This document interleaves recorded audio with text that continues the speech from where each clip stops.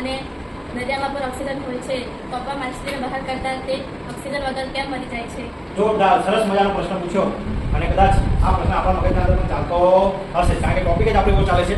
તો તમે સૌપ્રથમ અહીંયા આકૃતિ આ ફોટા પર નજર કરો તો આપણે ઓક્સિજન માટે આપણા શરીરના અંદર એક અંગ આવેલું છે. એ અંગ કયું છે ભાઈ? ફેફસું. જ્યારે માછલીના અંદર ઓક્સિજન માટે એક અંગ આવેલું છે. એ અંગ કયું છે ભાઈ? એનું ઝાલર. હવે આપણને ખબર છે કે ઓક્સિજન હવામાં પણ છે અને ઓક્સિજન ક્યાં છે ભાઈ? પાણીમાં છે. પણ પાણીમાં જે ઓક્સિજન છે એ પાણીના અંદર ઓગળેલો છે. પાણીમાં એટલે કે દરિયાના અંદર જે ઓક્સિજન છે દરિયામાં ઓગળેલો છે, પાણીમાં ઓગળેલો છે. જ્યારે હવામાં ઓક્સિજન જે છે અન્ય વાયુ સાથે ભળેલો છે. હવે આપણા ફેફસાની રચના અને ઝાલરની રચના બંનેની કેવી છે? અલગ અલગ છે. સમજાય નહીં સમજ્યા?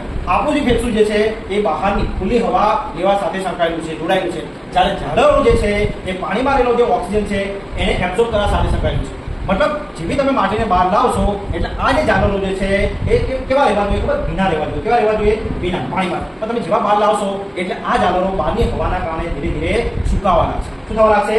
સુકાવા લાગશે. આ ઝાલર કેવા થઈ જશે? સુકાવા લાગશે. જેના કારણે એને ઓક્સિજન લેવામાં તકલીફ પડશે અને એના શ્વાસ ઊંધાની પ્રક્રિયા ચાલુ થઈ જશે અને આના કારણે આ માછલી જે છે એ મરવા લાગશે.